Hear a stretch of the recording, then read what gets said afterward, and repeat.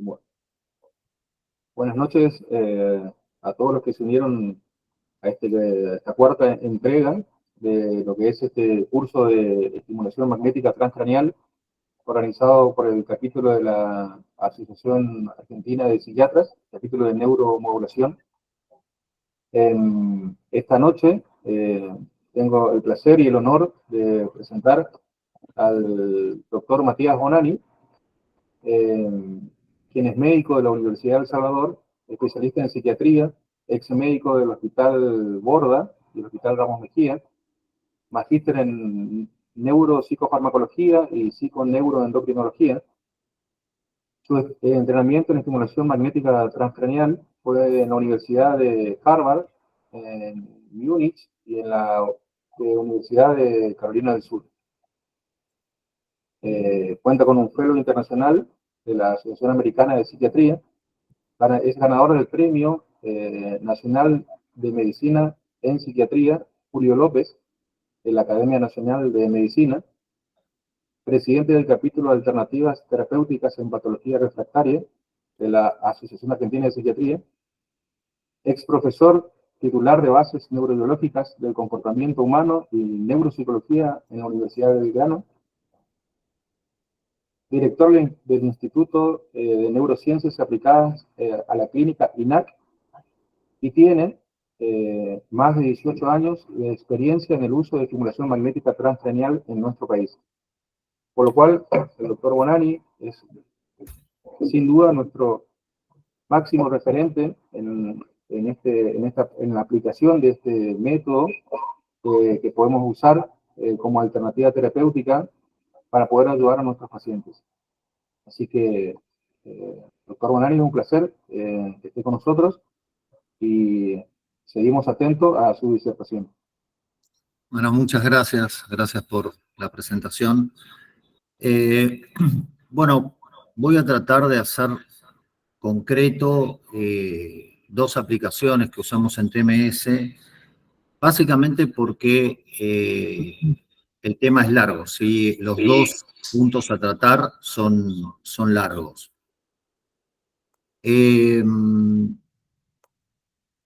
Vamos a empezar con un recorrido rápido que ya lo dijiste, no pensé que sabías tanto de eso, pero bueno, sí, entrené en la Universidad de Harvard, estuve en South Carolina con Mark George y tenemos una red importante de centros que hacemos TMS a lo largo en todo el mundo y que mantenemos contacto constante para mantener, digamos, mantenernos al tanto de lo que pasa diariamente más allá de las publicaciones. Pudimos hacer una presentación en 2013 que invitamos a Nolan Williams, a Mark George y a Leo Cohen a disertar, y más o menos cada 2 años hacemos un curso de entrenamiento en TMS que vienen médicos del país y de otros lugares del mundo. Centro donde trabajamos, hacemos pacientes resistentes y para eso tenemos TMS, TDCS, luminoterapia y hacemos ketamina. También tenemos una asociación con un amigo que es Jaime Paiza, que hace la parte de tech. Este es mi hijo, cuando en 2006 trajimos el primer equipo al país y ahora está estudiando medicina, pobrecito, le arruiné la vida, me parece. Este es nuestro laboratorio de TMS, contamos con 3 equipos de TMS con distintos tipos y estructuras de bobinas. Tenemos neuronavegador y tenemos otros equipos que pueden complementar la actividad del TMS. Bueno, para empezar esta presentación, como uno no sabe nunca, cuando está hablando con médicos, cuánto saben de TMS, pero voy a repasar algunos puntos que ya dieron, pero que son importantes para entender cómo es la aplicación del TMS en TOC y en esquizofrenia. Hay, como habíamos visto en una de las charlas, hay distintos parámetros que se usan para la estimulación magnética, pero paralelamente tenemos distintas estructuras de bobinas, y esto, especialmente en TOC, es importante. Las primeras bobinas que usamos en clínica, que son las bobinas Butterfly, en mariposa o en 8, eran planas, ¿sí? De hecho, todavía las usamos en algunas cosas. Después surgieron bobinas curvadas, ¿sí? Anguladas les decimos, que tienen un grado de angulación y eso permite que la estimulación, la onda de estimulación sea mucho más profunda. Y después tenemos las bobinas, que es la tercera, esta que se ve acá, la double cone coil, le decimos, que es una bobina en doble cono, que tiene una angulación mucho más marcada y que permite una estimulación más profunda todavía. Para tener una idea, la plana más o menos estimula unos 3 centímetros por debajo de la carcasa, ¿sí? O sea, llega hasta la corteza, pero muchas veces no logra entrar en los surcos, sí en las circunvoluciones. La angulada logra entrar en surcos, circunvoluciones, más o menos estimula unos 4 o 5 centímetros desde la superficie de la carcasa, y la double cone coil estimula alrededor de 6 centímetros, o sea, llegamos a lugares mucho más profundos del cerebro.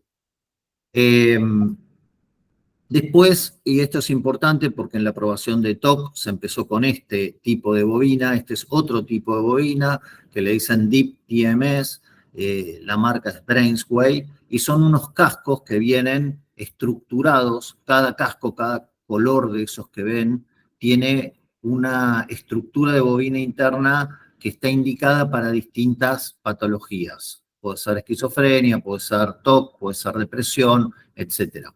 ¿Cómo están estructurados estos cascos? Son, como ven en la foto, cables, ¿sí? De cobre que se van entrecruzando y en los puntos de entrecruzamiento es donde se logra mayor potencia electromagnética y es donde se logra estimular.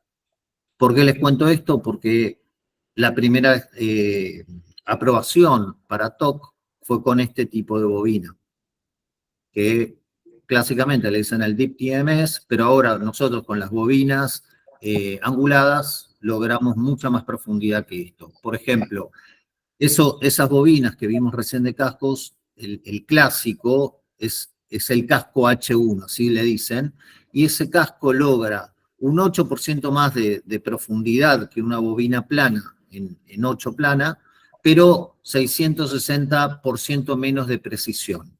Por eso muchos de los que hacemos TMS no nos gustan mucho estos cascos porque es como, en la jerga común le decimos, es como tirar una bomba atómica al cerebro. Estimulan un montón de lugares, la estimulación es masiva y si bien se reportan y están, digamos, hay trabajos que reportan la respuesta en distintos cuadros, en realidad uno no sabe qué fue lo que hizo, qué estimuló de verdad.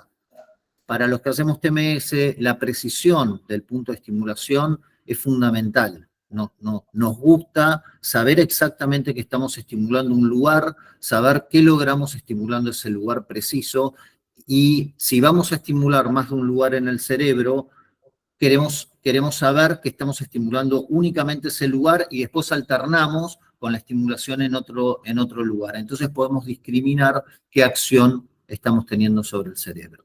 Esa es una diferencia importante con las bobinas de Brainsway.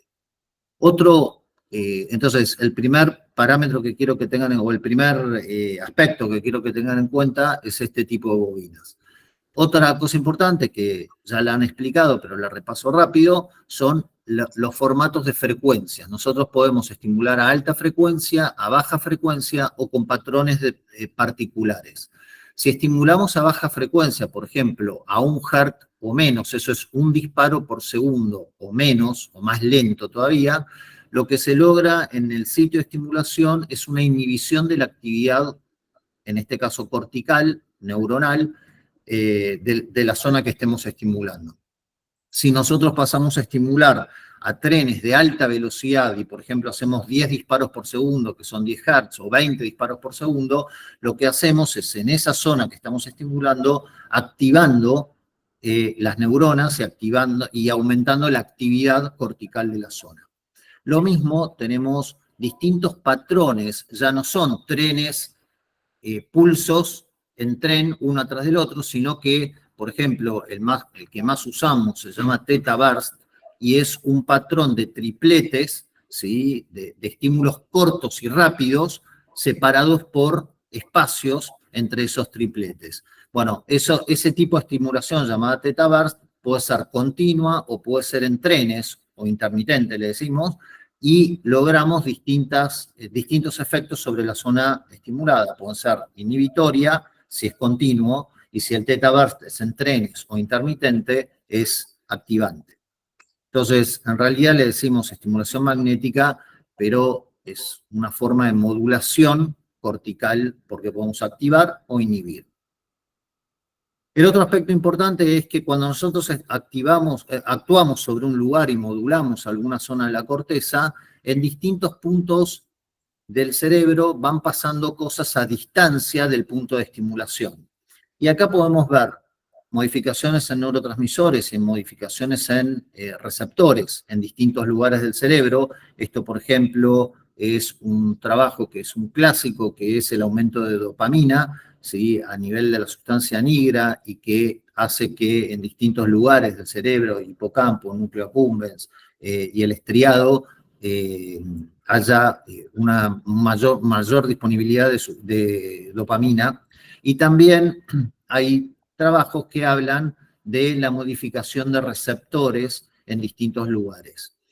Esta placa tiene la importancia probablemente, digamos, en todo, ¿no? En depresión y demás, pero para la charla de hoy, en esquizofrenia, el bajar los receptores beta prefrontales, el modular los 5-HT2A serotoninérgicos, el aumento de los 5-HT1A, son variaciones importantes y la modulación, perdón, de la dopamina en sí misma, son variaciones que son importantes para la esquizofrenia. Otra forma de mirar cómo actúa el TMS es a través de la actividad eléctrica.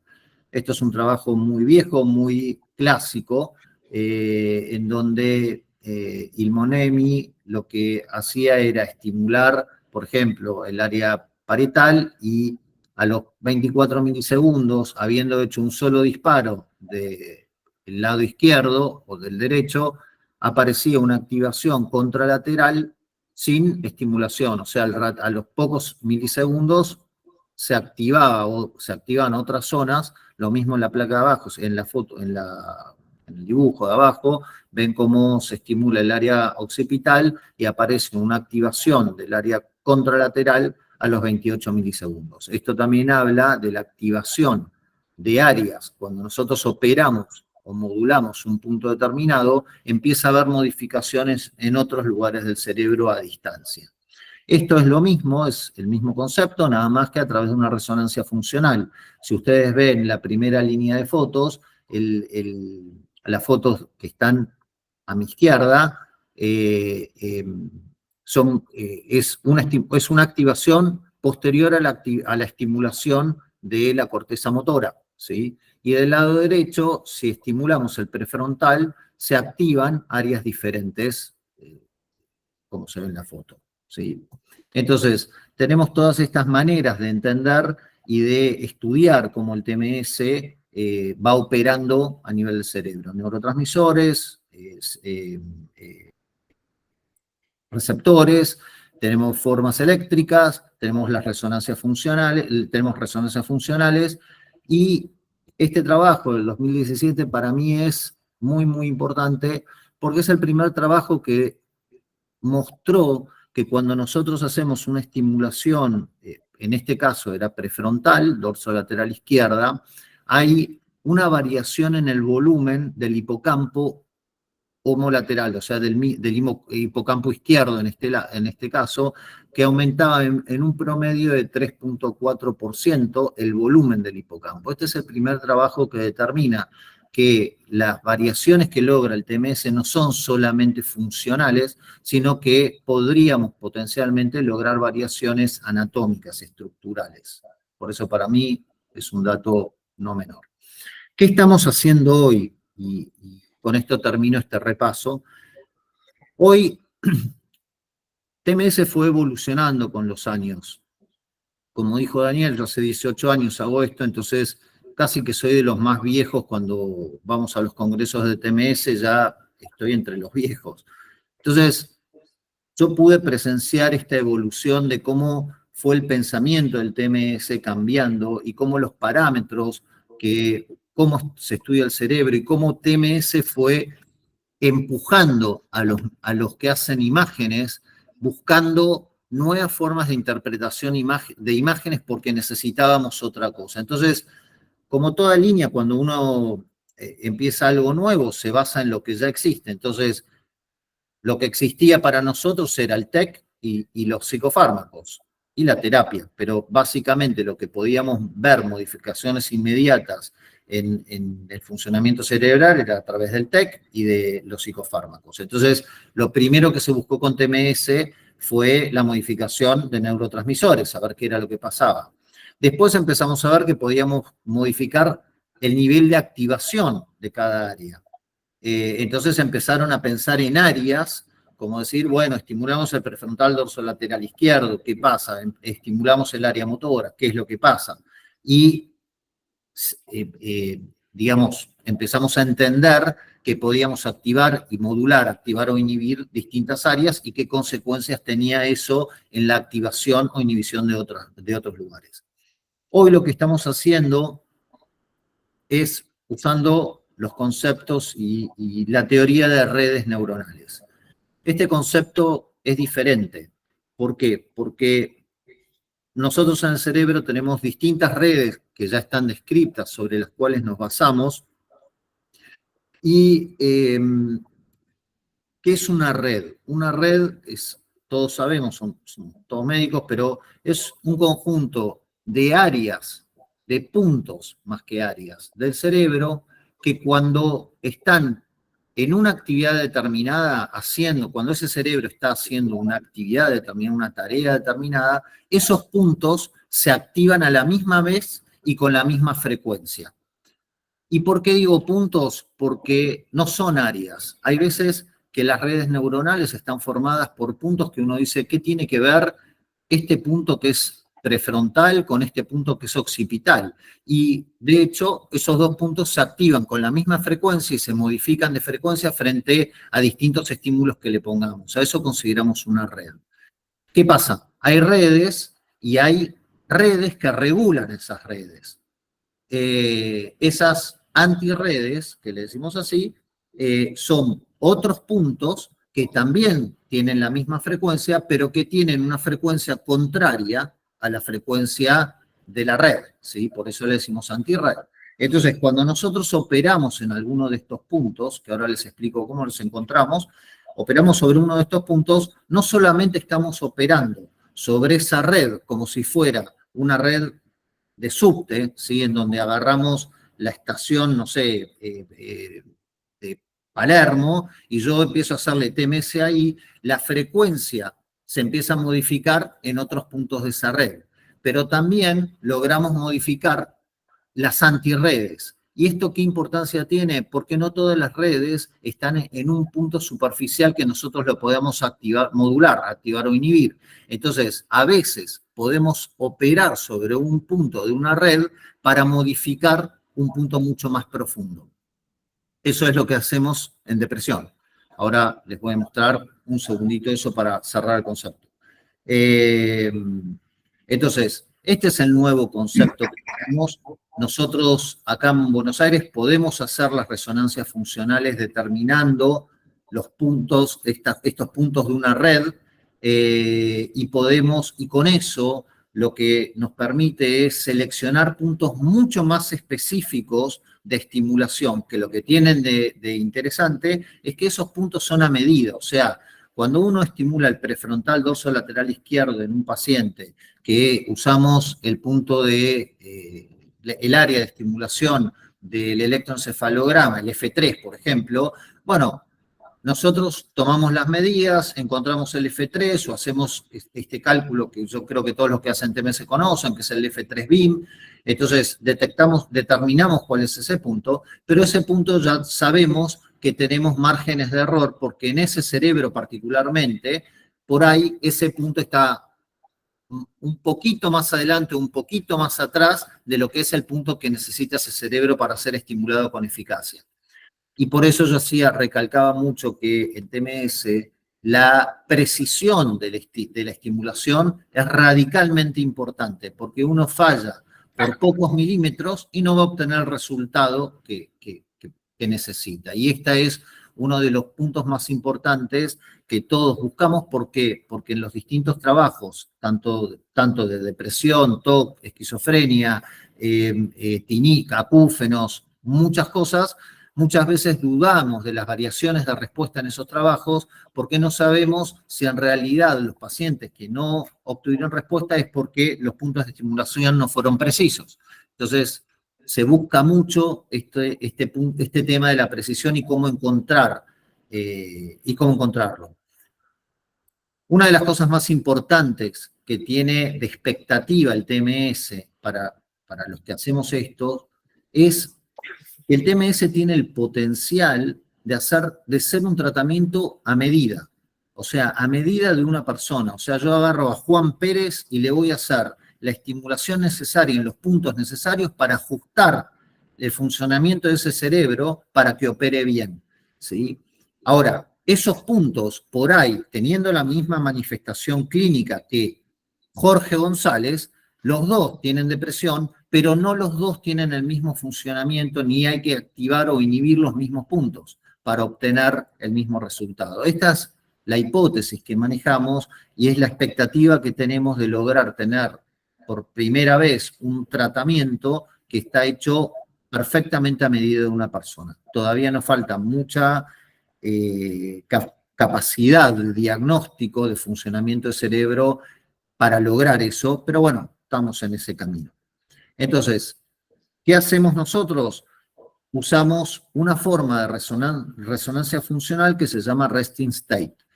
Toda resonancia funcional amerita una tarea, o sea, si yo voy a estudiar el área visual, voy a tener que hacerle al paciente, mientras se está haciendo la resonancia funcional, una tarea visual. Si yo voy a estudiar el sistema motor, hay tareas que están estandarizadas para el sistema motor. El resting state la tarea del resting state es que el paciente esté en reposo y sin hacer nada, ¿sí? No, esa es la tarea, no tiene actividad en sí misma. Entonces ahí nosotros logramos detectar estas redes, logramos detectar estos puntos y podemos con bastante precisión determinar cuál es el punto de mayor posibilidad de respuesta. Por ejemplo, esto está probado, Nolan Williams, que es el jefe de neuromodulación de Stanford, fue el primero que hizo un trabajo para depresión en donde, si bien los pacientes eran pocos, eran creo que 21 o 22, que se llama SAINT, por ahí alguna vez lo escucharon, que logró determinar este punto y logró una remisión de la depresión de un 95%, que es altísima, ¿sí? Después, cuando se extendieron la cantidad de pacientes, ese porcentaje bajó un poco, pero tener una remisión en depresión de 90 y pico % es casi, les diría, curar la depresión. Entonces, por eso ahora todos estamos yendo en esta dirección del manejo de redes. Y nosotros podemos hacer esto y podemos determinar el punto de estimulación preciso. Por ejemplo, usando concepto de depresión, que es donde más evolucionado se está, cuando determinamos este punto que está en la corteza prefrontal dorsolateral, en el área de Brodmann 46, en el F3, donde estimulamos clásicamente, nosotros lo que vemos es que ese punto se anticorrelaciona, o sea, es un punto de una red que tiene como antirred el área 25, que es la que está más afectada, con más frecuencia se observa afectación, que es el área subgenual en depresión. Entonces, modulando el área digamos, del prefrontal dorsolateral, que es externo, que es fácil encontrar, y teniendo un punto específico que está conectado de una forma funcional, no anatómica, con este punto del área 25, que es profundo, y que si bien con una bobina profunda llegaríamos, no sabríamos si le estamos invocando o no al punto. No podríamos saber la precisión cuando estamos apuntando a lugares profundos. Pero sí con los neuronavegadores podemos ver con mucha precisión la estimulación de los puntos superficiales. Entonces así logramos con mucha precisión, regulando una red, podemos modular una anti-red de puntos mucho más profundos. Para que tengan una idea, porque mucha gente que hace TMS no ha visto un neuronavegador, entonces solo por mostrarles, un neuronavegador básicamente lo que hace es agarrar la resonancia magnética, a ver si puedo hacerlo correr esto. Ay, no. Entonces, la computadora toma la resonancia magnética con todas las imágenes que conocemos, y lo que hace es crear ese punto, es el punto de la red que vamos a estimular para TMS, que está correlacionada con el subgenual o el área 25.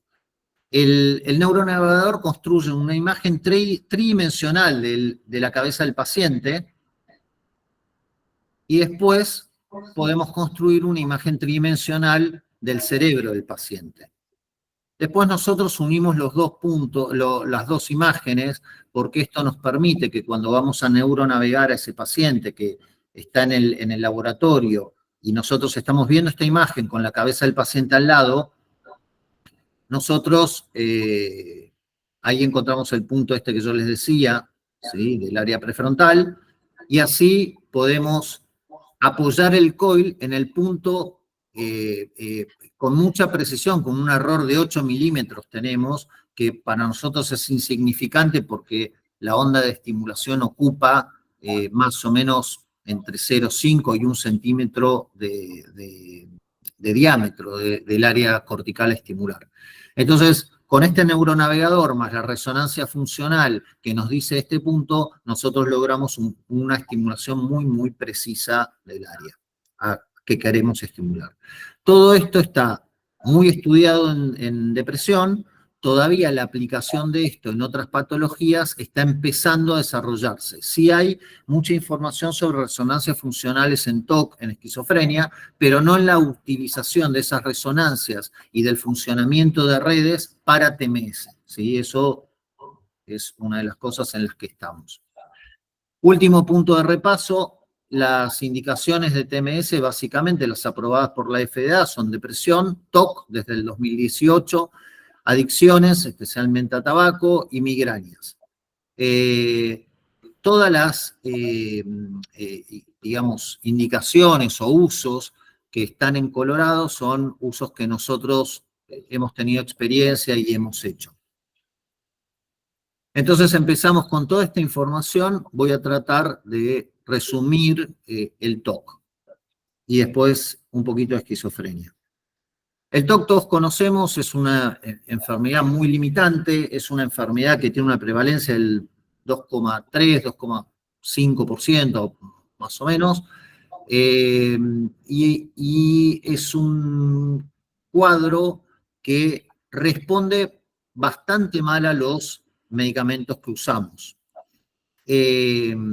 Ahora volvemos a ese punto. La FDA en el 2018 aprobó primero ese casco de Brainsway que les mostré al principio, que es el modelo H7, y después aprobó de McVenture un coil, un double con coil, que es el que les mostré antes, y de Neurosoft, que es otra de las empresas, un coil también doble cono, que es el que vieron porque es el equipo que uso yo. Entonces, como decíamos, el TOC tiene una prevalencia alrededor del 2,5. Sabemos que los tratamientos son con IRS, clomipramina, que ahora por suerte volvió al mercado porque lo habían sacado. Para mí desesperante eso. Usamos neurolépticos, usamos ketamina, se puede usar TDCS, que es otra técnica de neuromodulación. La estimulación del nervio vago también está indicada. El TEC, la estimulación profunda con electrodos, y los procedimientos quirúrgicos, todos son formas de tratar el TOC. ¿Por qué tenemos tantas alternativas? Primero porque nada funciona del todo bien. El 50% de pacientes que son tratados con antidepresivos, con antidepresivos IRS, no tienen respuesta. del 50% que tienen respuesta, un 25% la respuesta es parcial y solamente hay un 25%, alrededor del 25% de pacientes que tienen una respuesta aceptable. Entonces, esto abre mucho o es la base de que se hayan tratado de usar otros sistemas para lograr una mejor respuesta. Cosa importante para TMS es qué circuitos están y qué áreas están activas o hipoactivas en cada uno de estos cuadros, ¿sí? Desde el punto de vista de TMS, las áreas más importantes para influir o modular en el TOC son la corteza orbitofrontal, la corteza suplementaria motora, la corteza dorsolateral prefrontal, bilateral, izquierda y derecha, el área cingulada anterior y la corteza prefrontal medial. Estas son las áreas de mayor, digamos, alteración probada en el TOC. Otro concepto importante en TMS es, bueno, cuando uno estudia resonancias funcionales o PET o SPECT y está buscando áreas de mayor actividad, de hiperactividad o de menor actividad cortical, lo que ve que en el TOC todo lo que es hiperactividad se ve en la amígdala, en la corteza prefrontal, en la ventromedial, en la corteza orbitofrontal bilateral, ahí encontramos, son áreas que están hiperactivas, ¿sí? En todos los estudios que muestran metabolismo en el TOC. Y después tenemos otras áreas de hiperactividad, son la ínsula, la suplementaria motora, el caudado, la circunvolución cingulada anterior y el tálamo. Pero también tenemos áreas de hipoactividad, como la prefrontal dorsolateral medial y lateral. Esas tienen zonas, ¿sí?, de hipoactividad. ¿Por qué importa esto? Porque como con el TMS podemos activar o inhibir, a priori, si yo tengo un área que está hiperactiva, voy a usar una modulación sobre esa área de bajar la actividad, la hiperactividad que tiene. Entonces, nosotros ajustamos dentro de los parámetros, en teoría, el primer intento siempre en los trabajos es ajustar los parámetros para lograr una inhibición de las áreas hiperactivas y para lograr una estimulación de las áreas hipoactivas. Ese es el concepto. Esta es la bobina, esta que yo les comentaba, el double concoil, que si ustedes ven en la resonancia funcional, logra estimular áreas muy profundas, ¿sí? Y uno ve este trabajo que a mí me gusta mucho, es un trabajo en donde se estimula el área, más o menos estimularon 4 centímetros por delante del área motora que mueve el pie. Ustedes saben que nosotros usamos como un parámetro de seguridad para las convulsiones el umbral motor. El umbral motor lo podemos sacar, por ejemplo, en la mano o lo podemos sacar en el pie. Con esta bobina, como llega muy profunda, podemos hacer el umbral motor en el pie y mover un pie. Y la energía que necesitamos para mover ese pie es el valor de umbral motor que vamos a determinar y es el que vamos a usar para estimular otras áreas, por ejemplo, esta. Como el área del pie está profunda y medial, nosotros sabemos que cuando activamos el área del pie, estamos activando, y si adelantamos la bobina hacia anterior, estamos activando a la misma altura áreas mediales.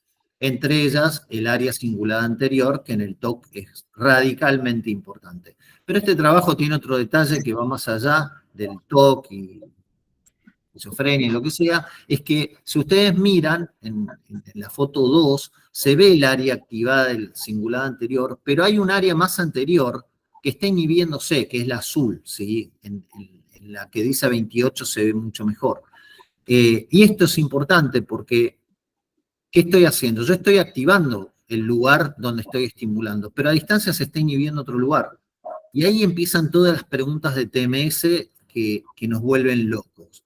Que es, bueno, yo estoy estimulando un lugar, ¿Es eso lo que logra algún tipo de efecto? ¿O es que se inhibe el otro lugar y eso es lo que logra el efecto? Bueno, esas son las preguntas que en un punto todos queremos contestar y nos vuelven locos. Haciendo un repaso rápido de algunos trabajos que son como más basales o icónicos o primitivos, digamos, de TOC, el más importante en un punto es este, porque a partir de este trabajo se logró la aprobación del TMS para TOC. En este caso, como les había comentado antes, la aprobación se logró con una bobina de Brainsway H7 y después se extendió a las otras bobinas. En este trabajo, fue un trabajo multicéntrico, se usaron 100 pacientes entraron, después uno se dio de baja, se hizo sobre 50 pacientes, pero básicamente lo importante es que ellos consideraron que una respuesta TMS en este caso era una disminución del 30% de la escala de iVox, ¿sí? Que es la escala que se usa para TOC. Y lo que encontraron es que los pacientes lograron más de un 30% de mejoría en más o menos un 38% de pacientes. Y cuando esperaron 10 semanas, o sea, terminaron el protocolo, que fue de 4 semanas, y después esperaron a la 10ª semana, hicieron un rechequeo, esos pacientes que habían mejorado habían aumentado un 45%. Esto ustedes saben, los que hacen TMS saben que cuando uno hace un protocolo, muchas veces el paciente termina el protocolo, sea para depresión, TOC u otras cosas, y una vez que terminó, la mejoría continúa y continúa y continúa y no está siendo estimulado. Esto se lo atribuimos a la capacidad neuroplástica del cerebro y que con la estimulación, aparentemente en algunos casos, no sabemos quiénes, ni por qué, ni qué, empiezan a activar ciertas funciones neuronales que después toman cierto grado de autonomía y se observa que hay una mejoría más allá del protocolo una vez que el protocolo esté terminado. De hecho, creo que casi todos en los centros que hacen TMS han visto un fenómeno que es que los pacientes por ahí dentro del tiempo de estimulación no logran mejoría y una vez que terminó el protocolo pasan 2 semanas o 3 semanas y empiezan a mejorar sin ningún cambio farmacológico ni nada. Entonces es como que el TMS a veces hace como un enganche de alguna manera que le lleva más tiempo de respuesta clínica de lo que el protocolo lleva y eso se lo adjudicamos a que creemos, sabemos que el TMS sigue operando, digamos, a nivel neuronal sin estar estimulándose propiamente dicho. Bueno, en base a este trabajo, que fue un trabajo a 20 Hz, o sea, se usó alta frecuencia para estimular un área que estaba hipoactiva, se aprobó el TMS para TOC.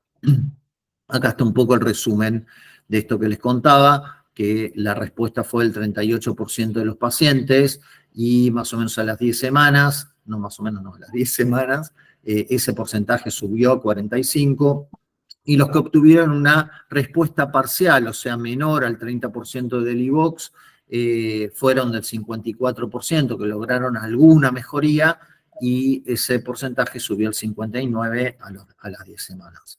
Hay otro lugar de estimulación. Para el TOC hay 4 lugares de estimulación. El área cingulada anterior, el área suplementaria motora, los 2 prefrontales y la corteza orbitofrontal. Estas son las 4 áreas que tienen estudios para TOC que han mostrado cierto grado de eficacia. Bueno, este es de los primeros trabajos en TOC. Y esto es la estimulación del área suplementaria motora. Este fue, de hecho, en TOC el primer trabajo en el que yo me basé para hacer TOC hace mucho, mucho tiempo. Para mí, en mi experiencia y en la de muchos lugares, el estimular el área suplementaria motora no logra tanta mejoría como informó Montovani en este trabajo. También es un área que que al estar hiperactiva lo que se hace es estimular a un HERT, ¿sí? O con theta burst de estimulación continua, y eso disminuye en algunos casos la sintomatología del TOC. Después tenemos nuestra clásica corteza prefrontal dorsolateral. Hay trabajos de ambas, digamos, de los dos lados. Más que nada, la corteza que más se estimuló es la corteza prefrontal izquierda. También se hicieron estimulaciones sobre la derecha, tanto de alta frecuencia como de baja frecuencia, y las respuestas son irregulares. Hay pacientes, hay trabajos que informan respuestas de un 35% de pacientes, ¿no? Más del 25%. Hay trabajos que informan respuestas de un 5%, un 10%, bastante bajas. Es bastante irregular. Y eso nos da lugar a unas preguntas que nos hacemos que ahora voy a compartir con ustedes. Bueno, para no extenderme mucho más, vamos a pasar un poquito esto. Y vamos a pasar a la corteza orbitofrontal. Ustedes saben que la corteza orbitofrontal está arriba del ojo. Acá nos ayuda mucho el uso de la bobina angulada, no la de doble concoil, sino la que es un poquito angulada, porque con esa logramos mucha mayor profundidad y logramos con más seguridad estimular el área orbitofrontal. Ahí hay un montón de discusiones si la bobina tiene que ponerse con el agarre para arriba, si hay que ponerla con el agarre para abajo. Bueno, hay un montón de discusiones sobre cuál sería el posicionamiento, el mejor posicionamiento para la bobina. La verdad es que poniendo la bobina de las dos maneras, los trabajos han logrado más o menos la misma tasa de respuesta. Así que es una discusión que todavía no sabemos si hay una mejor que la otra. El área orbitofrontal es un área que está hiperactiva, por eso usamos una modulación o una estimulación a baja frecuencia. Por suerte, hay trabajos que activaron a alta frecuencia también, pero es bastante molesto. El coil hay que ponerlo casi arriba del ojo, ¿sí? No es justo arriba, pero es un poquito arriba, y es bastante molesto porque es una zona de mucho músculo. Es como cuando estimulamos el área de Broca, todos los músculos temporales se insertan ahí, entonces al paciente le produce cerrar la mandíbula, molesta más. Entonces son áreas que cuando hacemos las estimulaciones las hacemos muy de a poquito, que el paciente se vaya acostumbrando, y eso es como radical en TMS. Una de las cosas importantes que muestra este trabajo es que hay una correlación entre cuando nosotros logramos la disminución de la orbitofrontal, se correlaciona con la disminución del puntaje de iVox. Está bien que son pocos pacientes, pero el concepto está lindo para mostrar. Acá está otro de los trabajos. También utilizaron este Ruffini utilizó una bobina en 8 plana, o sea que la llegada al órbito frontal era mucho más parcial que con la bobina angulada, pero bueno, lograron un 25% de respuesta y en 4 pacientes 35% de respuesta de disminución del iVox, también a un HERT. ¿Qué se está tendiendo a pensar ahora? Y ahora les muestro algunos de estos trabajos muy rápido, es pensar en el TOC en multitargets, o sea, bueno, ¿por qué no le estimulamos el área cingulada anterior y además el prefrontal y además la orbitofrontal y además la suplementaria motora? Bueno, esto se hace, de hecho, la mayor cantidad de trabajos es entre la suplementaria motora y el dorso lateral, el prefrontal dorsolateral, o ambos prefrontales, o el área cingulada anterior y la medial, que en realidad cuando estamos estimulando el área cingulada no podemos evitar pasar por el área suplementaria motora que está arriba y además estimular el área medial prefrontal. Ahí es muy difícil saber, bueno, qué estamos haciendo de verdad y qué área estamos estimulando, es parte de la cosa. Nosotros, a mí el que... El 10 de mi amor, porque esto ya es un embole. Ah, sí, un embole, yo no tengo otra. Lo trataría de hacer más divertido, pero no puedo. Entonces, tenemos distintas áreas, ¿sí? Nosotros, por ejemplo, estimulamos más de un área, buscamos estimular el área cingulada anterior, la corteza dorsolateral prefrontal y la órbita frontal. Bueno, estos son varios trabajos que marcan que son de varios puntos de estimulación a la vez. Este trabajo, lo paso rápido, pero empezaron haciendo una estimulación en el área suplementaria motora más la corteza dorsolateral prefrontal, y si a las 10 sesiones no tenían respuesta, les agregaban la corteza orbitofrontal. Es un trabajo que es llamativo por esto, pero en realidad tiene para mí un error de base, que muchas veces pasa en TMS, que si yo estoy estimulando y a la 10ª sesión no tuve respuesta, no significa nada. Por ahí si yo seguía estimulando, a la 3ª o 4ª semana se lograba la misma respuesta. Entonces, no, en realidad, que se logre en un grupo de pacientes respuesta porque se agregó el órbito frontal, no podemos discriminar si realmente el órbito frontal fue el que tuvo actividad, porque en realidad por ahí, si ellos seguían sin estimular el órbito frontal, solamente con el dorso lateral y la motora, y la suplementaria motora alcanzaba. Esto es una cosa común en TMS. A veces en la clínica, cuando uno ajusta cosas porque ve que no hay respuesta, porque esperó tanto tiempo, claro, después uno no puede saber si eso que ajustó fue lo que logró respuesta o en realidad la continuación de la estimulación fue lo que logró respuesta. Esas son otras de las preguntas que siempre nos hacemos. Más o menos para que tengan una idea, si estimulamos un único blanco, la estimulación en el área prefrontal dorsolateral izquierda o derecha logra alrededor de un 20 a 25% de respuestas como promedio en los distintos trabajos. La motora suplementaria, más o menos lo mismo, la orbitofrontal, más o menos lo mismo, y la cingulada anterior logra un poco más del 35% de respuesta, que es la que más utilizamos. Muy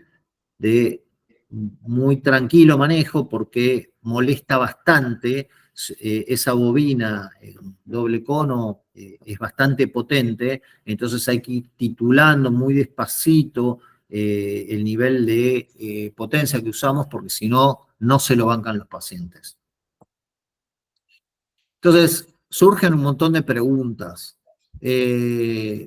Todos los TOCs son iguales, o sea, nosotros vemos clínica, pero todos son diferentes en ciertas cosas. Por ejemplo, uno puede ser místico, el otro cuenta, no sé, se ensucia con las bacterias, lo que sea. Entonces, esto significa que son áreas diferentes, las variaciones en manifestación clínica. Los que tienen compulsiones de acción es lo mismo que aquellos que tienen compulsiones mentales. Bueno, esta es una gran pregunta para TMS, porque una cosa importante en TMS es, nosotros podemos ver áreas que están hiperactivas, áreas que están hipoactivas, pero lo que no sabemos de esta hiperactividad e hipoactividad si son áreas primarias de la enfermedad o son áreas que están variando su nivel de activación, regulando las áreas que están hiper o hipoactivas por la enfermedad. Entonces, claro, si yo le hago una foto al cerebro con distintas zonas activas o hipoactivas, no sé cuáles son las que producen la enfermedad y cuáles son las que están activándose o disminuyendo su nivel de activación, regulando aquellas que están produciendo la enfermedad. Esto es un gran punto, porque si yo de golpe estimulo un área que está alterada en su funcionamiento, tanto sea mirando redes neuronales o mirando áreas, nivel de activación de áreas, y yo estoy actuando sobre una área regulatoria, claro, no voy a modificar demasiado la cosa, ¿sí? No voy a tener tanta respuesta, potencialmente, esto es lo que pensamos. En cambio, yo tengo que encontrar cuál sería la zona de afectación primaria, ¿sí? O zonas de afectación primaria para poder lograr una respuesta, ¿sí? Estas también estas preguntas que yo les digo que nos vuelven locos. Otras preguntas es, ¿cómo ponemos la bobina? Si la ponemos más para un lado, para el otro, ¿sí? Porque el único parámetro que tenemos de posición de la bobina real es el área motora, porque sabemos la disposición y porque lo podemos medir en un electromiograma. Pero el resto de las áreas no podemos saber si la angulación que usamos en la bobina es la adecuada, si la angulación es la adecuada para ese paciente. O sea, hay un montón de preguntas que tenemos que contestar para mejorar. Este trabajo es solo anecdótico, pero es lindo. Usando el electroencefalograma, vieron que los pacientes que tenían más posibilidad de responder a la estimulación del área cingulada anterior eran aquellos pacientes que tenían más ondas teta, ¿sí? A lo largo de todo el encéfalo. Para ser muy corto, esquizofrenia tiene dos puntos donde lo utilizamos. Son básicamente los síntomas negativos de esquizofrenia y las alucinaciones auditivas resistentes a clozapina. Sabemos que en esquizofrenia el 25%, entre el 25% y el 50%, van a tener o no van a tener respuesta o van a tener una respuesta muy parcial a los antipsicóticos.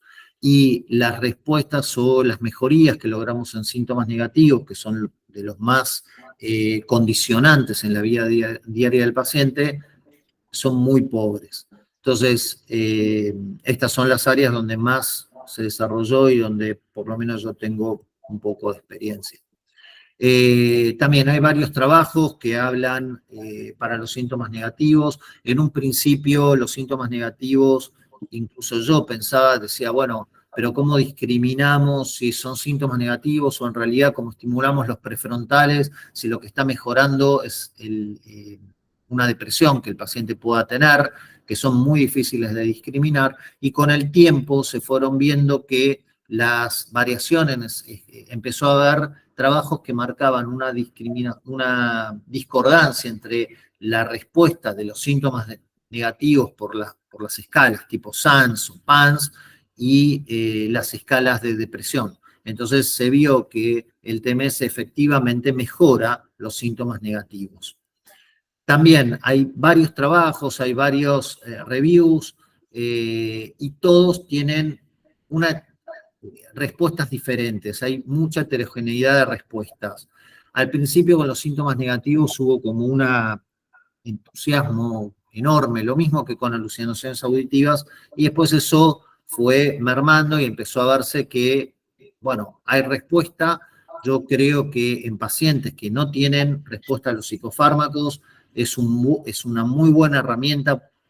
Más allá de los trabajos, yo la he visto funcionar bien, los síntomas negativos mejora mucho la hipobulia, mejora el aplanamiento afectivo, mejora la interacción social. Por supuesto no se curan, ¿no? Pero mejoran significativamente, les mejora la calidad de vida. A veces pasa con TMS que la gente tiene una expectativa media mágica, o sea que de golpe vamos a hacer esto y va a curar todas las enfermedades. Eso no pasa. Lo que uno va viendo con el tiempo es que va logrando mejoría que por ahí no es impresionante, pero alcanza para que los pacientes nos digan esto está bueno, o sea, o la familia lo ve mucho mejor, o ellos se sienten mucho mejor. Entonces, y a veces sí tenemos respuestas mucho más espectaculares. Y yo creo que muchas veces depende si tuvimos un poco de suerte y estimulamos las áreas que para ese cerebro había que estimular justo. Bueno, en los síntomas negativos, las áreas más que van a encontrar son los prefrontales, tanto izquierdo como bilateral, se usan altas frecuencias como en el TMS, como en depresión. Las alucinaciones auditivas, por supuesto, las reservamos solamente en aquellos pacientes que son resistentes a clozapina, que las siguen teniendo, y se ve un buen nivel de respuesta.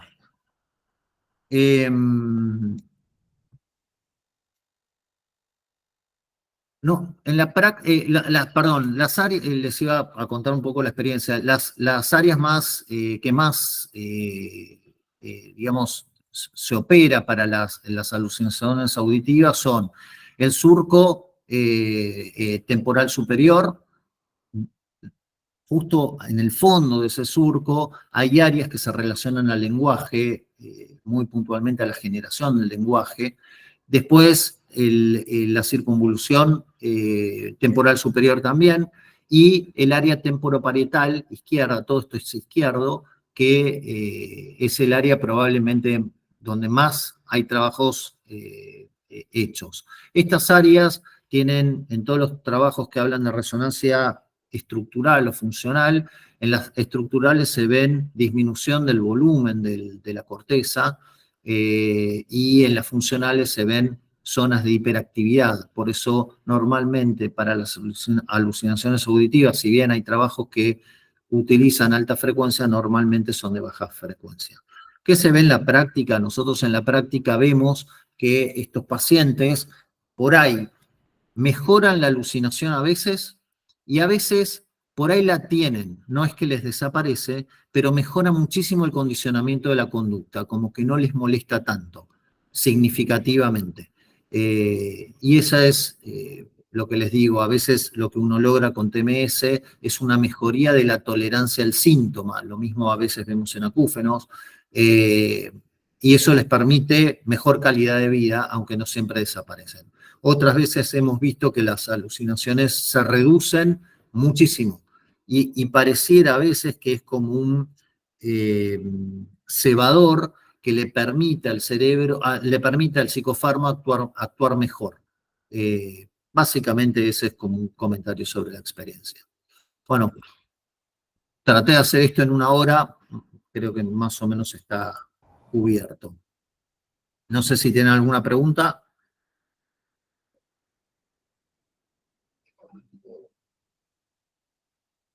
Bueno, Matías, la verdad, primero y antes que nada, felicitarte por la charla que nos diste, por la claridad de tus conceptos, muy pedagógico, muy claro, enriquecedora, así que creo que todos nos vemos muy beneficiados con este encuentro. Queda abierto el chat para que la gente vaya formulando preguntas, o si alguno las quiere hacer personalmente, lo pueden ir haciendo, ¿sí? Verónica. Ahí está Max Ortiz preguntando Ajá. sobre la región de la corteza motora suplementaria. ¿La ubican con el Sistema Internacional de Medición 1020? Y en caso de no ser así, ¿de qué manera lo localizan? La manera más común, sí se puede localizar con el 1020.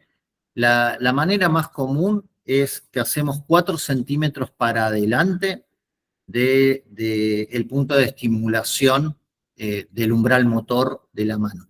O sea, de ahí vamos a la parte medial, y hay trabajos que hablan de 4 centímetros, hay trabajos que hablan de 6 centímetros. Lo mismo pasa con el área cingulada anterior. Normalmente los trabajos son de 4 centímetros, pero hay algunos que hablan de 6 centímetros. Así la ubicamos, 4 centímetros para adelante. Verónica, habría que habilitarle el micrófono a Verónica Puye, que levantó la mano. Hola, buenas tardes. No, gracias la explicación. Les saludo desde Ecuador. Muy claro, súper los conceptos. Una consulta. Yo estoy empezando en la TMS, o sea, estoy apenas con mis pacientes, de ahí dando pasos, gateando apenas. Mi pregunta es, ¿cuánto esperar, por ejemplo, en el TOC? ¿Cómo es el seguimiento? ¿Damos las 15 sesiones, 20 sesiones, 30 sesiones? Y luego, ¿cómo es el seguimiento del paciente? Esa es mi pregunta. Y lo mismo me pasa con la depresión, ¿cómo va el seguimiento? Gracias. ¿El seguimiento en qué sentido? El seguimiento del paciente. Por ejemplo, en la depresión damos las 30 sesiones en 6 semanas y luego, ¿qué esperamos? Luego, ¿cómo es el seguimiento del paciente? Primero, mucho depende de qué patología trates, ¿sí? Por ejemplo, en TOC, si bien en los trabajos, vos podés tener trabajos de 4 semanas, 6 semanas, para mí es algo que opera cuando vos lo haces mucho más tiempo. De hecho, a veces lo que hacemos nosotros es, para aumentar el tiempo de estimulación, le bajamos la cantidad de sesiones por semana, pero no como un concepto de compensación de sesiones, sino porque la gente se cansa mucho si lo tenés que prolongar, venir todos los días. Entonces, a veces hacemos 4 semanas continuo, y si el paciente vemos que está bien y que vive a 2 cuadras, no pasa nada, pero si vemos que empieza a estar cansado, que suele pasar, nosotros lo prolongamos, lo hacemos más por ahí 3 veces por semana y lo tratamos de prolongar más semanas. Ahí es donde me parece que vemos mejor respuesta. ¿Cómo se hace el seguimiento? Depende de 2 variables para mí. Los centros que usamos TMS, tenemos pacientes propios que acceden al TMS o pacientes que te mandan, que te derivan para hacer TMS. El seguimiento ahí es distinto. Vos, si es un paciente que te derivaron para hacer TMS, vos vas a hacer el protocolo de tantas semanas. Por lo menos yo lo que hago es coordinar con el médico tratante, si tenés que modificar alguna medicación, si necesitas prolongar esas semanas o no. A veces nosotros en depresión podemos hacer 6 semanas, a veces hacemos 8.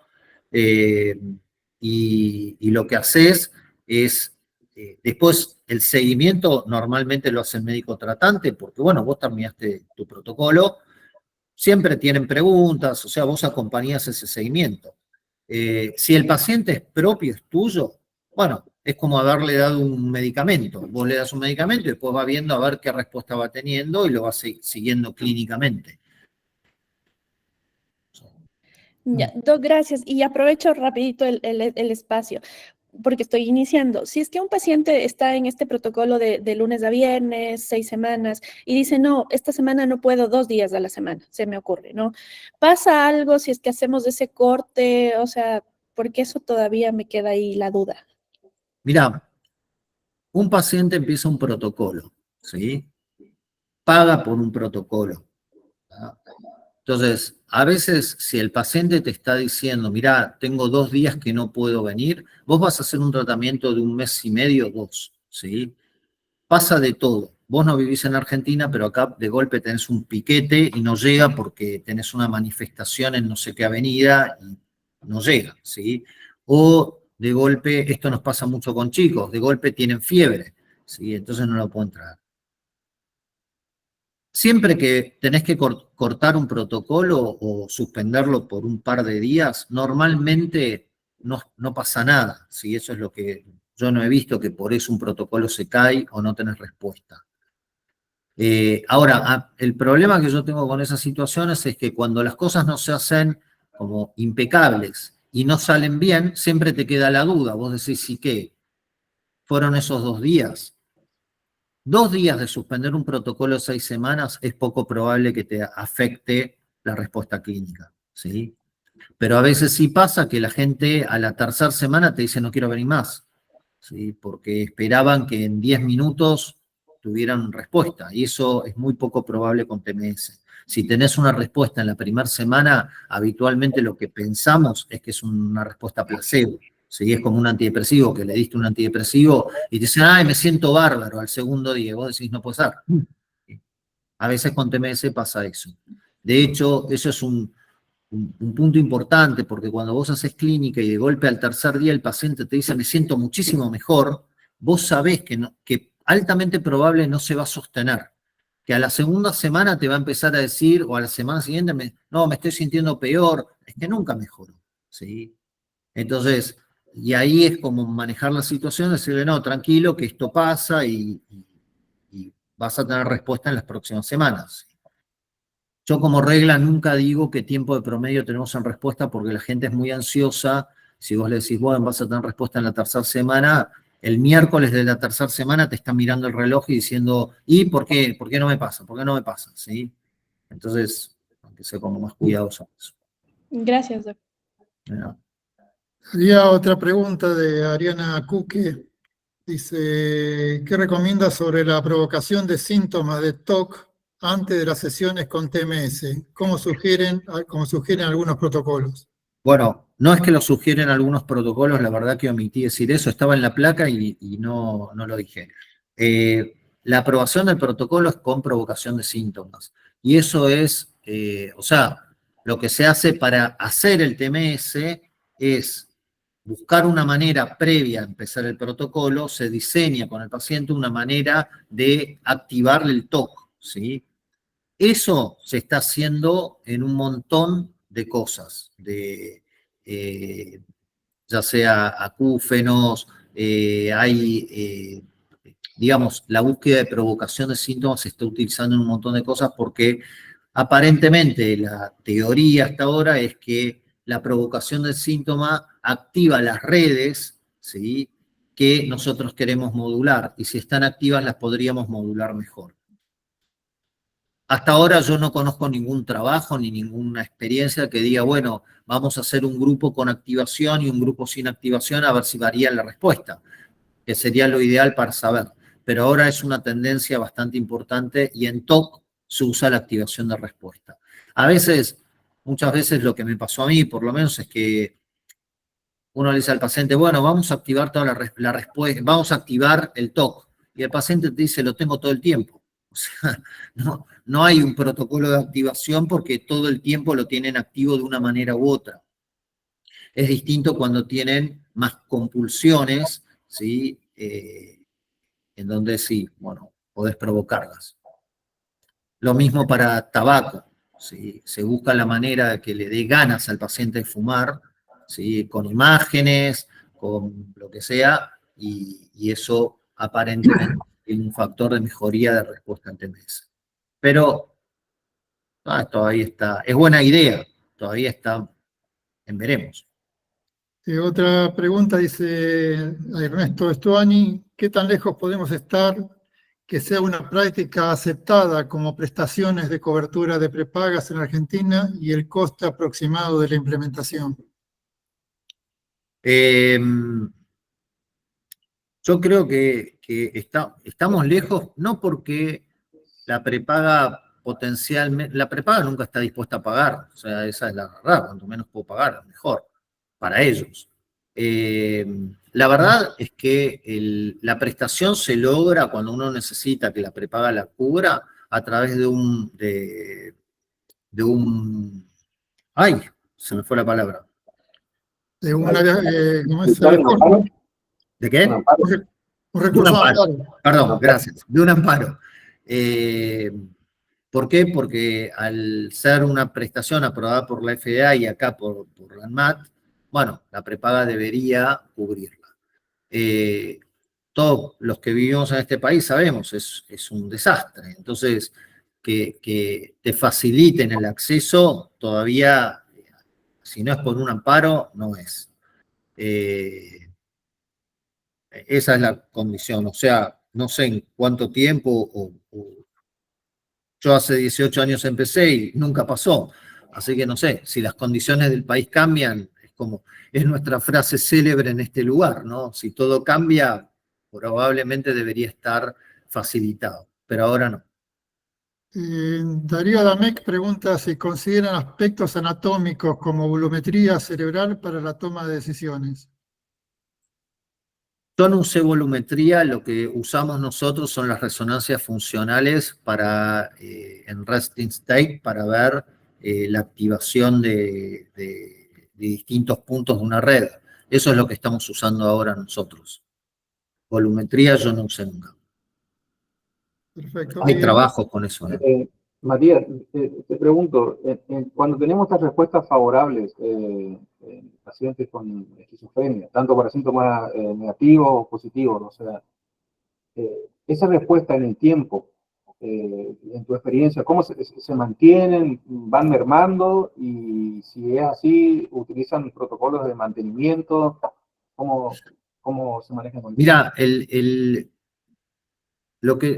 esa respuesta hasta ahora no existe para mí. ¿Por qué? Porque cada paciente responde distinto. Nosotros tenemos pacientes que han hecho TMS, pacientes graves, ¿no? Con muchos fármacos, y han hecho TMS y no han tenido recaídas por 8 años, ¿sí? Entonces, vos tenés ese extremo, que no es el común, pero existe.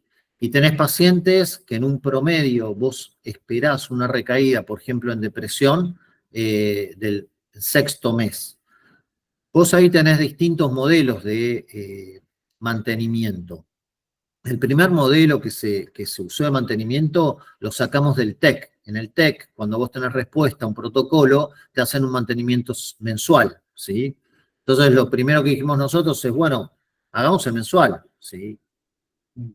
Pero bueno, en un punto, por distintas cosas, por ahí desde gente que viene de lejos, entonces no puede venir todos los meses, o distintos motivos, no manteníamos el mensual y empezamos a hacer lo que nosotros llamamos rescate, que es otro modelo de mantenimiento, que en realidad no es un mantenimiento regular. Lo que hacemos es que cuando el paciente tiene síntomas mínimos que nos den un indicador de por ahí empieza una recaída, que ahí hay que ser medio fino clínicamente, porque por ahí el paciente se puso triste porque perdió River, y eso no es una depresión, ¿sí?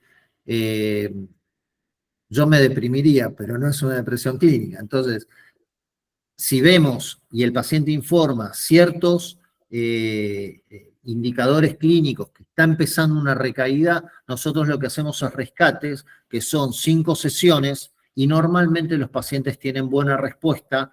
Por supuesto que no lo podemos saber, porque tendríamos que hacer un trabajo de grupo de pacientes que no le hacemos rescate y al otro que le hacemos, y ver si realmente la aparición de esos síntomas llevaban a una depresión o no. Pero bueno, el rescate para mí, en lo personal, es el más equilibrado, porque no le estás haciendo un tratamiento continuo a un paciente que tampoco sabe si es necesario o no. Y es una herramienta que globalmente, es una regla de pasillo. El que responde a TMS, nosotros vemos que generalmente vuelve a responder a TMS, ¿sí? Entonces, nada, a mí me gusta más el rescate, que es usado en un montón de lugares. Y hay una pregunta de Ana Karina Hurtado Márquez que dice que cuando se indica TMS se suspenden los medicamentos habituales. No, eso a veces es una fantasía que la gente tiene y es una expectativa que nos encantaría a todos, ¿no? A veces cuando la gente lee TMS, la gente común, no los médicos, cuando leen por internet, lo que leen es tratamiento no farmacológico y ellos entienden que reemplaza el fármaco. Para mí, hoy es un tratamiento coadyuvante y de potenciación de un esquema farmacológico. A priori estamos hablando que el que va a TMS es un paciente refractario, resistente, no es la primera línea de tratamiento. La aprobación es como segunda línea, o sea, podríamos usarla después de un primer antidepresivo, pero normalmente los médicos no hacemos eso, ni derivamos a un paciente que no funcionó, no sé, le di sertralina y no tuvo respuesta a TMS. Generalmente el paciente que llega a TMS hizo el recorrido de usar 10 antidepresivos, lo asociaron a estabilizantes, a esto, a lo otro. Bueno, y cuando un poco el médico empieza a entrar en desesperación, decir, ya no sé qué hacer porque el paciente no tiene respuesta, empieza a pensar en TMS, en TEC, en ketamina, ¿sí? Entonces, normalmente son pacientes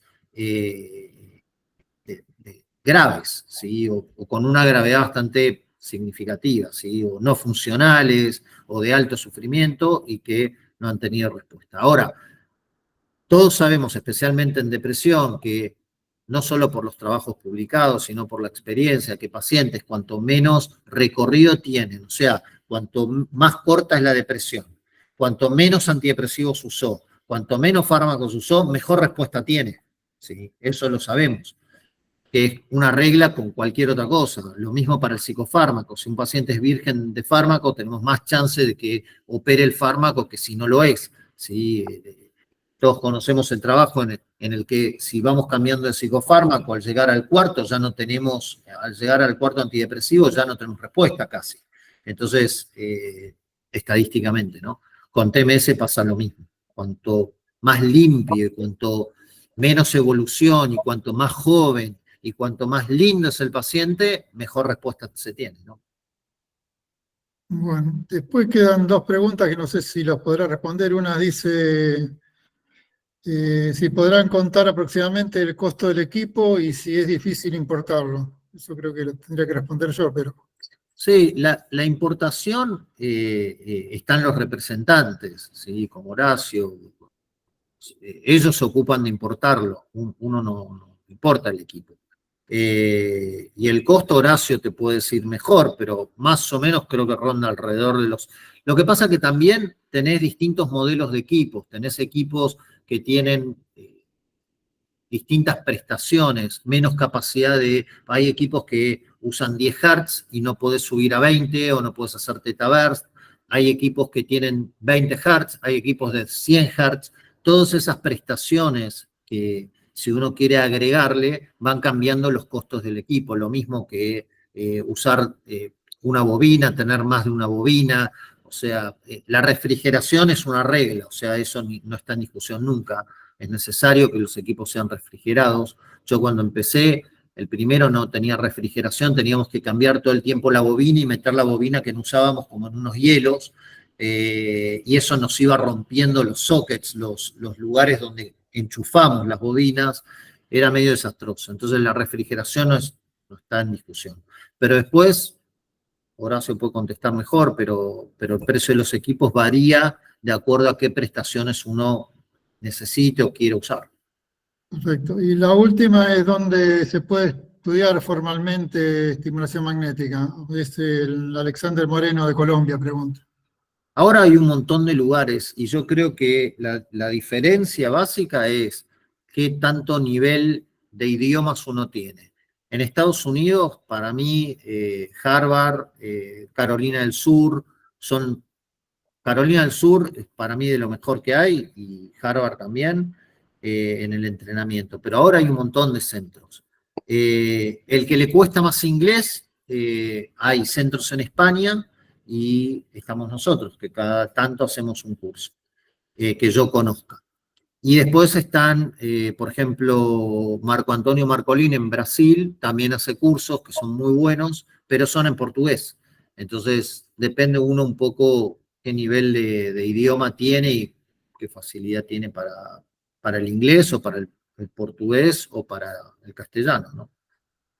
Perfecto, bueno, con eso estarían todos respondidos, Matías, muchas gracias. Bueno, gracias a ustedes. Muchas Saludos. gracias. Hasta luego. Chau, chau. Hasta luego.